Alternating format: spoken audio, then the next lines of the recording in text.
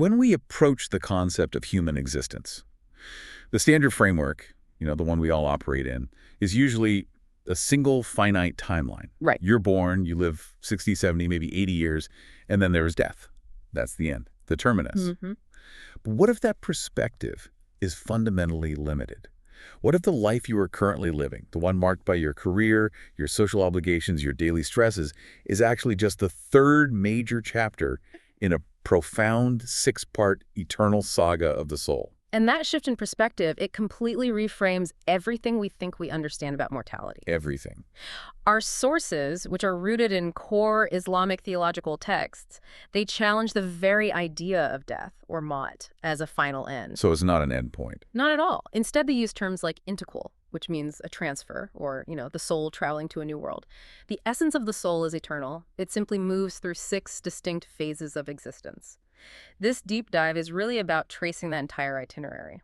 Okay, let's unpack this monumental view of eternity. Our mission today is to follow the human soul through its complete, structured journey, identifying these 6 unique worlds it inhabits and the 5 critical transfers that define the passage from one state to the next. Exactly. When we lay out this timeline, you, the listener, will see just how brief your current life truly is. Indeed. We are moving through distinct phases of reality. We begin with world number 1, the primordial world of souls, or arwah. Okay. World 2, the mother's womb. World 3, this present life, the dunya. Which is where we are now. Right. Then World 4, the interim life, barzakh. World 5, the Day of Judgment. And finally, World 6, the eternal abode, either Jannah, which is paradise, or Jahannam, hellfire. And to truly grasp the scale of this, we have to start not with human history, but long, long before that, in the most foundational existence of every single human soul. If you go back to the very beginning. This is truly the mind-bending starting point. World number 1, the arwah. We tend to define our beginning by the date on our birth certificate, right? But the sources assert that the individual soul was generated eons before conception, generated from the very seed of the first man, Adam. This is one of the most foundational tenets of this entire framework. It's absolutely key. When Allah created Adam, he didn't just create one man. Right. He essentially placed the metaphysical seeds of every single human being who would ever draw breath from Adam's time until the very end of time. So billions upon billions of us inside Adam's spine, or his structural seed. So we were all there in potential. In potential, exactly.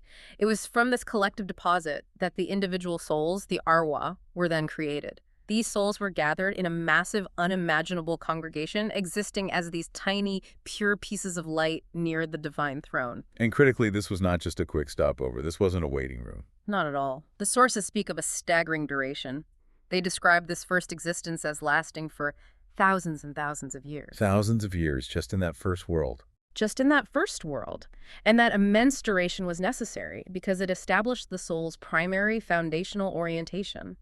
So what was that orientation? What were we doing for all that time? Well, in that first world, existence was pure spirituality. It was unburdened by physicality, by time, by the distractions of the material world. The sole focus of every single soul was constant obedience and remembrance, what is referred to as dhikr. Constant remembrance. Constant. They knew nothing else. Their being, their very consciousness, was centered entirely on Allah. This phase rooted our entire identity in recognition and compliance, free from any external, corrupting influences. So if the soul was in a state of pure dhikr, pure remembrance and obedience, what does that tell us about the spiritual struggle we face now here in the Dinya? Is the soul naturally predisposed to recognize and return to that state of purity? That's a great way to put it. It suggests the spiritual struggle we face is fundamentally against forgetfulness, not against ignorance. Oh. The soul was created knowing the truth. It was created in this state of continuous, blissful obedience. The challenges of the later worlds are designed to see if the soul will willingly remember and choose that original state of submission, despite all the noise and comfort of physical existence. So the challenge is one of focus, not of introduction. We already know. We already know deep down. It's about remembering. And this leads us directly to the Great Covenant, the moment where this foundational knowledge was sealed. Before Adam was even sent to earth, every single soul that would ever exist was gathered and confronted with one defining universal question. Yes, the question, alastu bi rabbikum. "Am I not your provider and your Lord?" And what was the response? The sources describe the collective response as being uttered in one unified voice, instantly, profoundly. Bala Shahidna, "Of course, we are witness to this." This wasn't a suggestion, it was an oath, a profound acknowledgement. It established a universal internal understanding in every soul. The genius of this covenant, as the sources explain it, is its legal function. It's like a preemptive strike against all future excuses. Precisely. On the day of judgment, when presented with their deeds, no soul can possibly claim ignorance. Right. They can't say, "I wasn't aware," or "My parents misled me and I just inherited misguidance." By securing this testimony in the primordial world, Allah ensures that every single human being carries the innate spiritual recognition of Him. That recognition, the fitra, is sealed into the soul from the moment of its creation. So our choices here in the dunya become fully accountable. Fully. The path of belief is framed as a conscious act of remembering that covenant, and disbelief is framed as a conscious act of forgetting it. That brings us to one of those fascinating little nuggets of insight provided in the source material, something that links this primal world to our current one. Yes, this is something people find really compelling. The sources suggest that because we were all gathered there, existing as these forms of light in proximity to one another, we saw and interacted with every other soul. So we've met everyone before. In a sense, yes. That memory isn't necessarily accessible to our waking minds, but it's lodged deep in our spiritual being.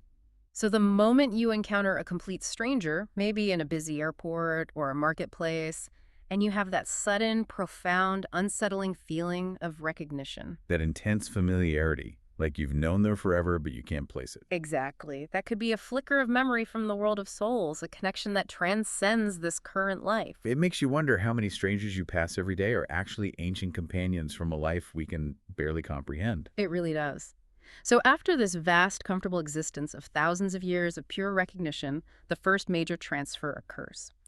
When Allah chooses the specific parents for a soul, the transfer begins. And we're told this was not a welcome transfer. Why would the soul resist moving from that first world into the physicality of the womb? Well, the resistance stems from the immense spiritual shock of limitation. Limitate. The world of souls was characterized by boundlessness and pure obedience. The womb is an encagement. It introduces time, space, and biological dependence. The soul goes from existing near the divine throne, knowing only Allah, to being inserted into this small physical dependent body tied to a specific biological lineage. The sources describe the soul's departure as involuntary, a profound and unwanted shift away from its comfort zone. And the actual mechanism of this soul entering the body is incredibly specific in the Hadith. It happens after a period of biological maturation, about 4 months or 3 sets of 40 days, when the embryo is ready to become a life form. That's the critical juncture. An angel is commanded to come and literally blow the soul into the fetus. Wow. The process is compared to inflating a tire. The body, which has been forming biologically, is suddenly filled, animated, and given life by this spiritual essence. This is why the sources draw such a strong distinction between biological activity and true life. That distinction is paramount, especially in modern discussions about what defines life and death. We rely so heavily on biological markers, heartbeat, pulse, brain activity. But the theological framework is clear. Life is defined solely by the presence of the soul. Absolutely. The sources share anecdotes, both historical and contemporary, of individuals who were medically pronounced dead, pulseless, heartbeat gone, even cooled. But because the soul had not fully transferred out, the individual later revived. So it's not over till it's over in a spiritual sense. Exactly. It illustrates that the cessation of biological function does not automatically equate to the soul's departure. The soul's presence is the ultimate indicator of life, irrespective of the body's functional status. Now let's return to the philosophical tool used to explain this profound transition from World 1 and 2 to World 3, the dunya.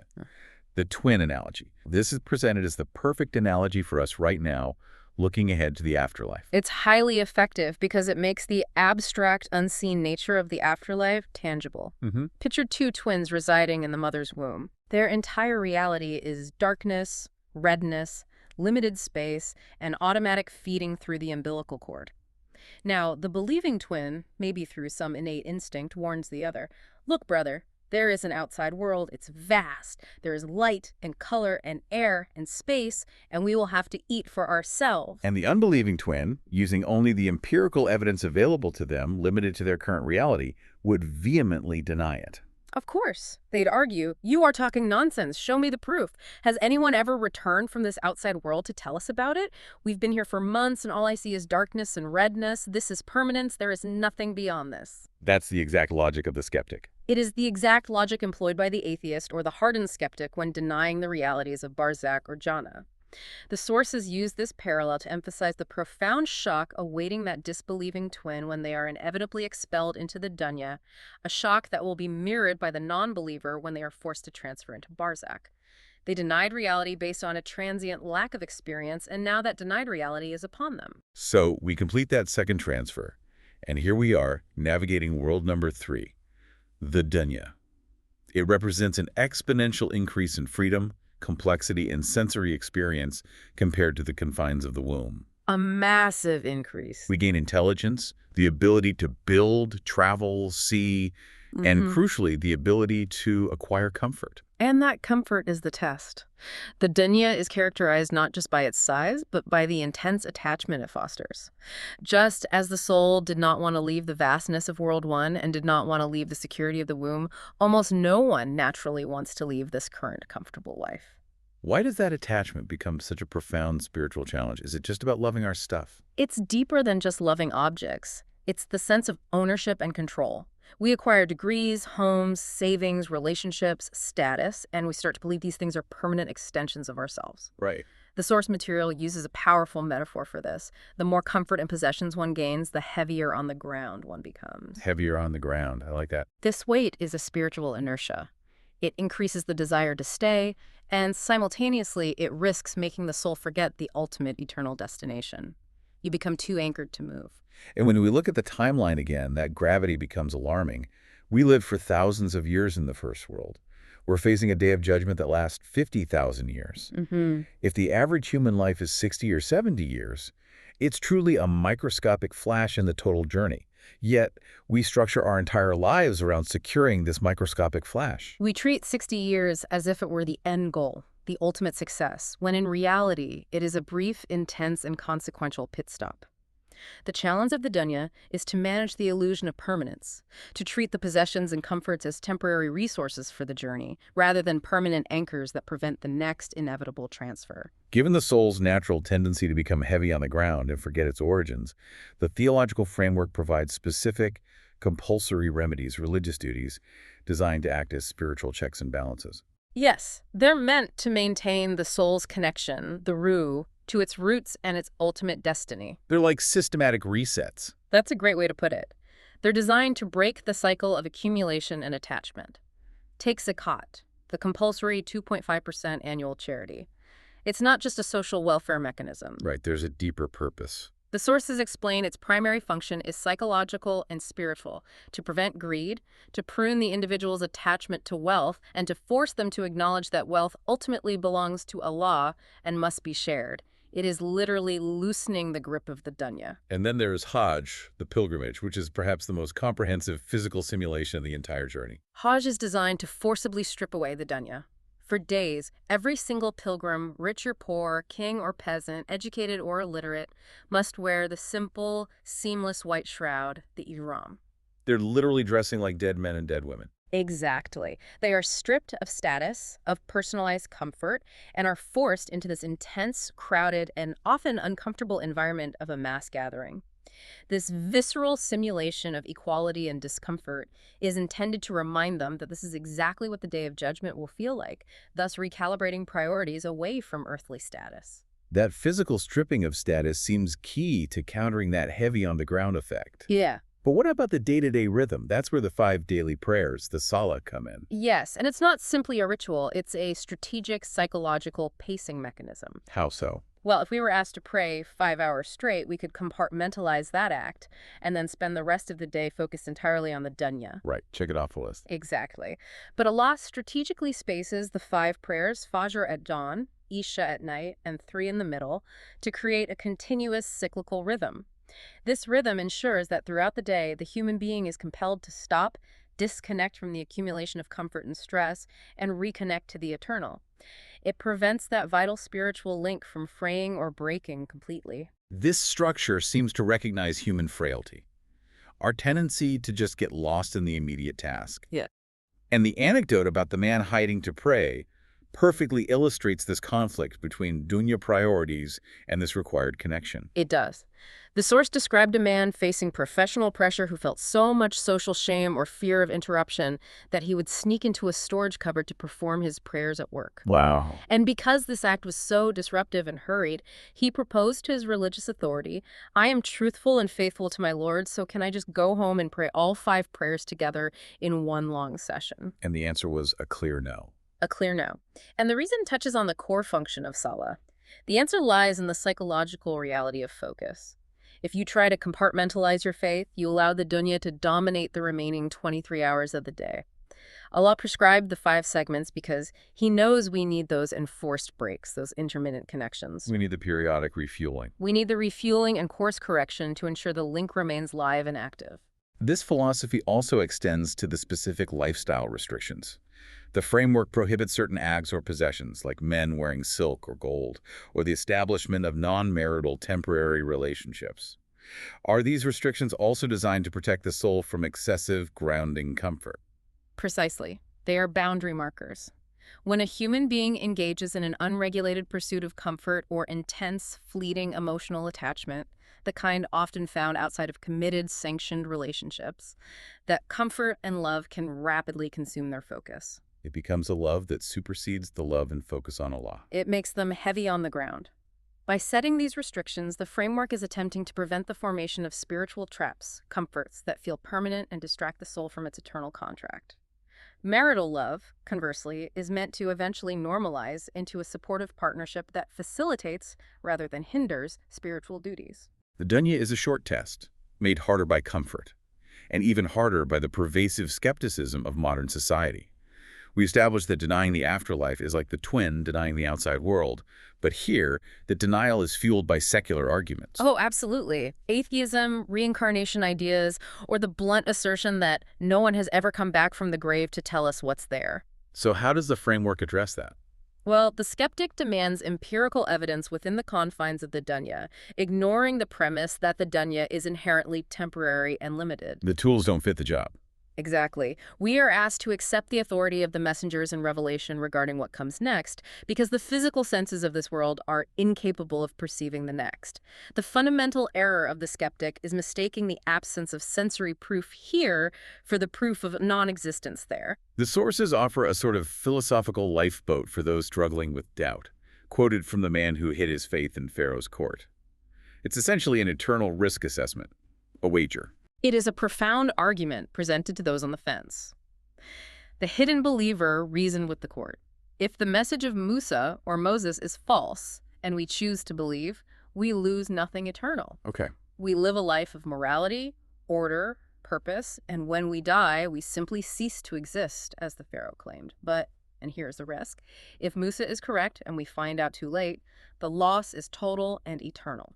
The potential loss from believing is zero. The potential loss from denying is everything. It shifts the burden of proof from demanding observational evidence to managing existential risk. Given these pressures, where people turn for spiritual guidance becomes critical, and our source material offers a strong caution against misinformation. This warning is incredibly relevant in the age of infinite information.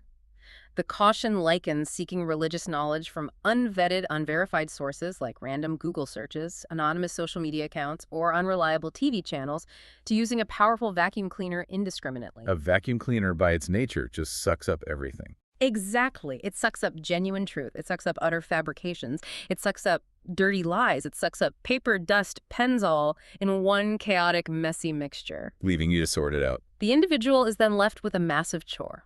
Messy, difficult sifting to try and distinguish the valuable, authoritative truth from the dangerous, misleading rubbish.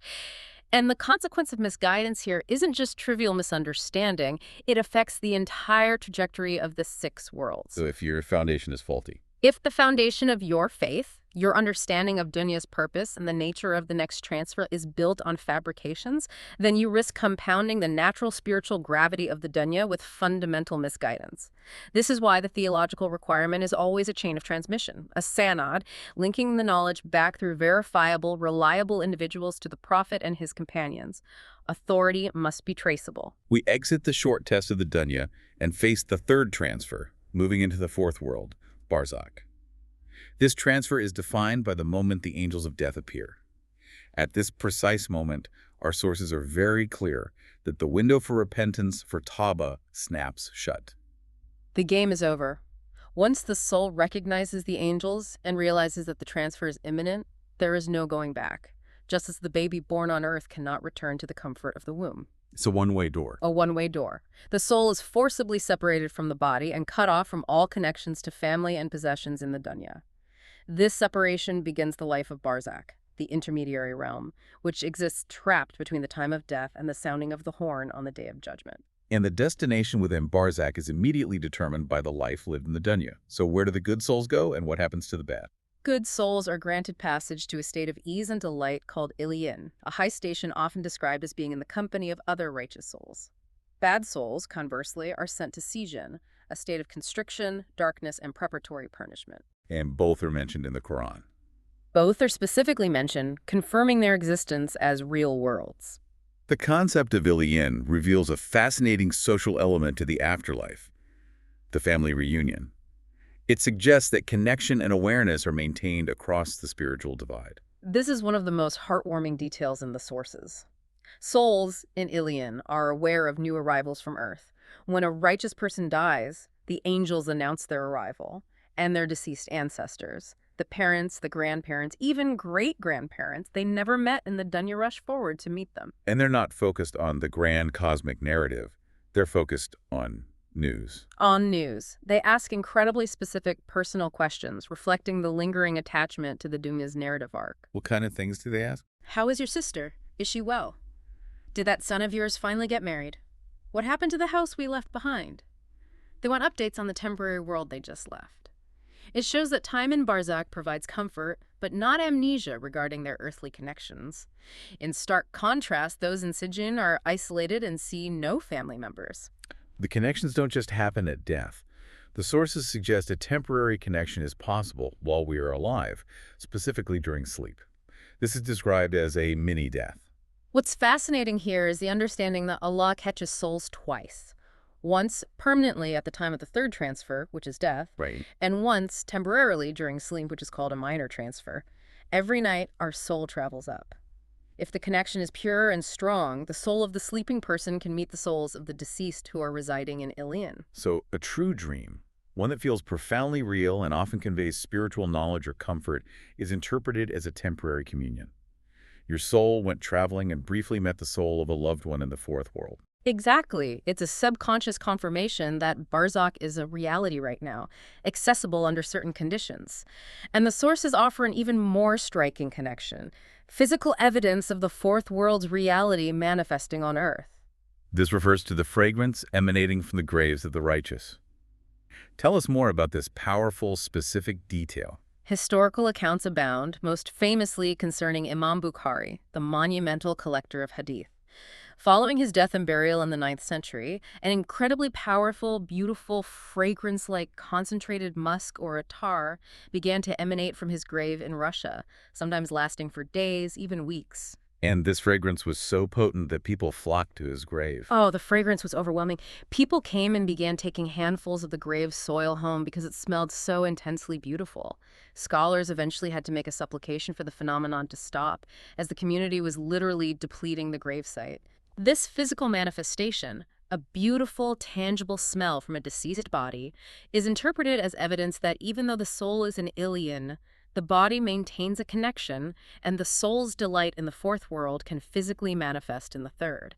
It confirms the reality and pleasure of Barzakh. Now, in a cyclical pattern we've seen twice before, the good souls in Iliyin become comfortable once more. They do. They find comfort in the reunion, the ease, and the knowledge that they are secure. Just as the soul resisted leaving the world of souls and resisted leaving the womb, the soul in Ilion will become so comfortable that it once again feels reluctant to embark on the next transfer. So they don't want to go to the Day of Judgment. They don't. The only souls eager for the next phase are those in Sijin who desire the movement solely to escape the immediate constriction and punishment. The movement out of Barzakh begins the terrifying transition to the fifth world and the fourth transfer, initiated by Allah commanding the angel to blow the horn. This is the cosmic shutdown. A total shutdown. All living souls, those in Ilion, Sijin, and any life remaining on Earth, cease to exist. Everything is switched off. Switched off. The entire cosmic infrastructure fails. The world breaks apart. The sources detail a complete and total recreation of the physical universe. The landscape we know is eliminated. Mountains, the massive geological features we see as symbols of permanence, are utterly flattened. Valleys, forests, all man-made structures disappear. The Earth is fundamentally reshaped into one vast, flat, desolate platform. And what happens to the water? The water, which covers over 70% of our planet, becomes one massive single ocean, and that ocean is on fire. An ocean on fire. It is a reversal of nature, a total transformation that prepares the stage for the final reckoning, removing every possible earthly distraction or refuge. The question then becomes, from where are the bodies resurrected? If everything has been destroyed or scattered, how are billions of unique bodies reformed? The body is recreated from a single specific indestructible source, the coccyx bone or the sacrum at the very base of the spinal column. The tailbone. The tailbone. The sources describe this tiny piece of anatomy as the seed from which the entire body is reformed. It is immune to decay and destruction. And it's fascinating that this bone, in many ancient traditions, including some European nomenclature, is known as the sacred bone, or usos, suggesting a widespread ancient recognition of its unique significance. So the bodies are reformed, the angel blows the horn a second time, and the resurrection occurs. Every creature is gathered. Every human, every jinn, every animal, insect, and creature, including those long extinct, like dinosaurs, is resurrected onto this single massive platform. There is no control. Every single being is directed by an unseen, irresistible force toward the center of the gathering. And the atmosphere of this day is defined by one word: desperation. Desperation, largely due to the overwhelming duration of the trial. The Day of Judgment is not a quick accounting. It lasts 50,000 years. 50,000 years. 50,000 years. People are afflicted by immense fear, exposure, and exhaustion. The desperation is so intense that people wish only to be sentenced and move on, regardless of the verdict, simply to escape the terror of that platform. That state of overwhelming fear fundamentally dissolves all earthly relationships. We are told family ties are immediately severed. The focus shifts entirely to the self. The Quran is explicit. On that day, there will be no family ties. The closest relationships we relied on in the dunya, mother, father, spouse, sibling, will actively run away from each other. Why? Because they know the other person will be desperate and will ask for help, and on this day, they are absolutely incapable of offering it. A mother sees her daughter not as her child, but as another struggling soul. The sole concern is, me, the soul, what did I do? What is my fate? When you look back from the vantage point of 50,000 years, how does the 60 or 70 years of the dunya feel? The time distortion is staggering. People will look back at their entire life, their education, their work, their loves, their losses, and say it felt like nothing more than one day, or maybe even a morning or an evening. It's just a flash. The brevity of the test, compared to the eternal consequence, will become acutely apparent. But for the righteous, this 50,000-year terror is miraculously compressed. This is where the power of divine grace completely manipulates the experience of time.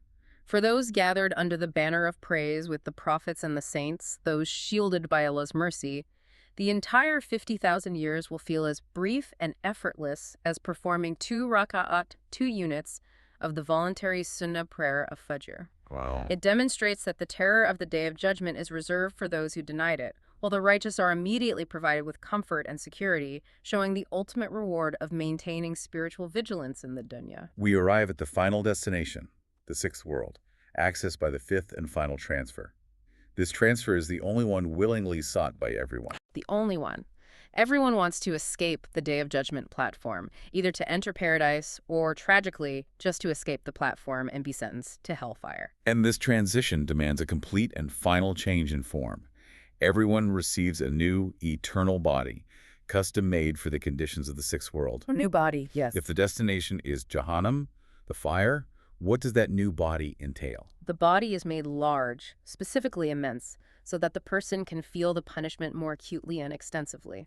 It is designed for maximum suffering and resilience against total annihilation, ensuring the punishment is continuous and complete. Conversely, before entering Jhana, the garden, the good soul undergoes a final purification ritual. This is the washing with the water of life, or hayat. This ritual completely purifies the person of any last remnants of earthly sin, doubt, or impurity, preparing them for eternal perfection.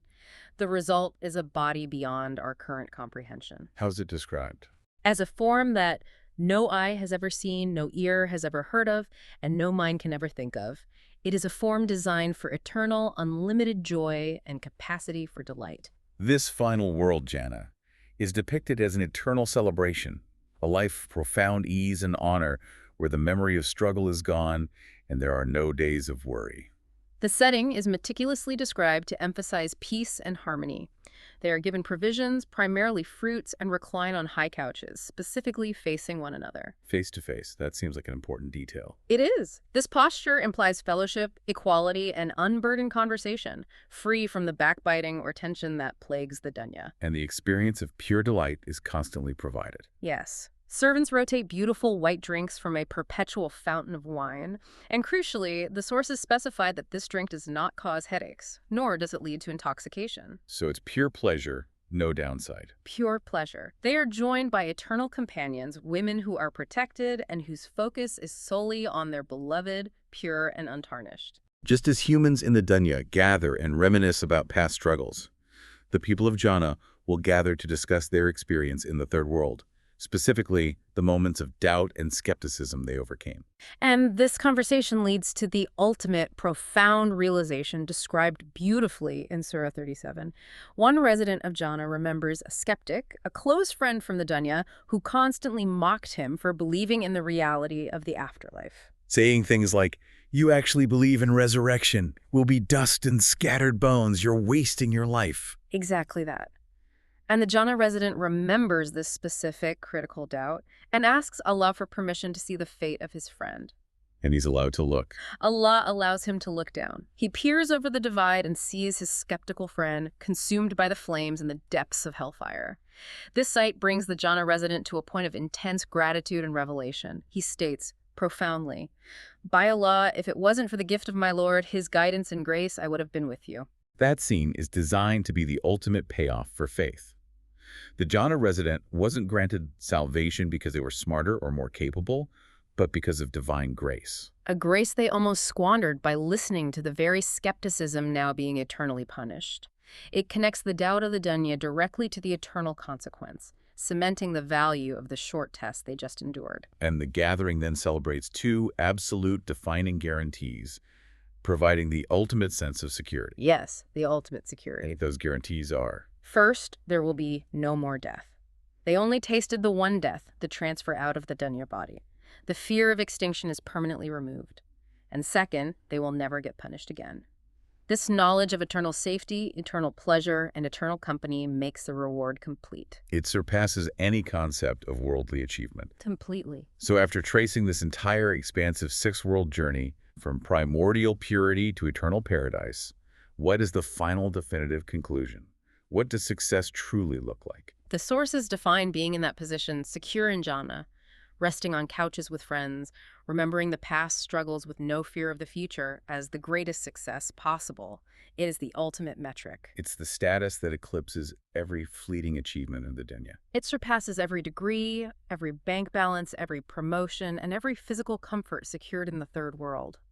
All human drive and competition, the effort we put into maximizing our short 60 years, should ultimately be directed only towards achieving this one final, eternal outcome. The lesson is one of scale and priority. The 40, 50, or 60 years of life on Earth truly become so small, so tiny, so insignificant. When weighed against the thousands of years already lived and the eternity to come in Barzakh, the day of judgment in Jhana, the test of the dunya is to ensure that every choice, every relationship, and every penny is utilized in the right way for the sake of those expanding eternal worlds. We have charted an incredible trajectory for the eternal soul, From a state of pure light and obedience in the primordial world, through the shock of physical engagement in the womb, the crucial and fleeting test of the dunya, the waiting room of Barzakh, the terror and judgment of 50,000 years, and finally, the secure, eternal abode. The dunya is not the beginning or the end. It is simply the most consequential third act in a six-part drama. The core distinction we must internalize is that we do not die. We transfer, integral. And the primary challenge of this temporary life is managing the profound spiritual gravity. That comfort, that ownership, that which makes us heavy on the ground, is the illusion that tests our focus. We must constantly use the religious duties, salah, zakat, hajj, as periodic resets to anchor ourselves to the truth of the six lives, ensuring our efforts are prioritized for the destination, not the detour. This deep dive provided more than theology. It offered a complete recalibration of your perspective on time and priority. The next time you feel overwhelmed by the relentless pressures, the stress, or the material competition of the dunya, remember which of your six lives you are currently navigating. It's a moment. It is a moment, a fleeting one compared to the eons you've already lived and the eternity that awaits. And if we connect this profound truth back to the emotional reality of the fourth world, we learned that the good souls in Ilion, your deceased parents, grandparents, and ancestors eagerly await the arrival of new souls to catch up on the news of our world. Right. They are asking the angels specifically about your life, your marriages, your choices, and your well-being. Given that they are actively tracking your progress from the realm of the grave, what kind of report on your life do you want them to hear when you finally make your transfer? That is the ultimate test of priority.